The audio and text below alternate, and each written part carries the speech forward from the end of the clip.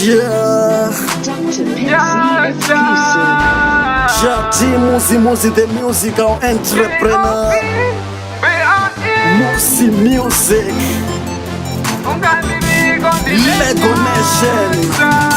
Dai mambo mira kundi kwatisa, kundi chkichitsira, kundi pinza fie. Dai mambo mira kundi kwatisa, kundi chkichitsira, mungani diko dinenyasha. Dinenyasha, mugondi dinenyasha. Dinenyasha. Zvekuita pasisina ko uchandidi security ndadzimikira kembe ndakapinda ndakatengwa neropa ropa rinoyera takachengetedzwa neuto rekudenga amupindike rine zvombo zvinoyera ndiri mukati ndosedzera wani zita raunozesa muropa rine simba zvese zvangu ndichivika nesimba remuchinjikwa ndozviziva vakakundwa nyasha dzaMwari ndidzo dzakandichengetedza hapana chekusesa kupinda mune idzi nyasha ropa raJesu rakanditenga handinawo kutengwa nezvinoora sirivheri kana ndarama ndiJesu anorarama zita rake rine simba kudana iroro zita kunge moto rinokupisa ko ungandidii ini zvangu ndiri munyasha so Dai mambo mira kundi kwatisa, kundi chkichitsira, kundi pinza fie.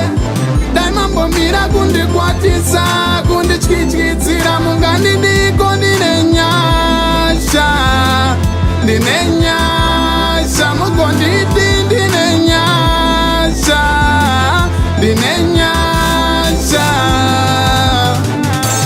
hongu makazadzisa chiporofita pamakamuroverera pachinjikwa mugorogota mukati zviri nani munhu wane kuti afire vanhu pane kuti nyika yose igoparadzwa makataura chiporofita musingazive pamuchinjikwa ndipo pamuchadhifitwa nhasi motibvunza kuti nyasha dzaMwari takadziwana kupi nekudayizwa kunzi vanhu vaMwari futi Jesu ndiye mhinduro ndiye nzira zvokwadi neupenyu ngarumbidzwe zita rake ngarikudzwe hakuna rimwe zita kudenga nepanyika kunge raJesu kandiona ndiri one ndichifamba panyika ari mandiri ndiye mukuru kudarika ri panyika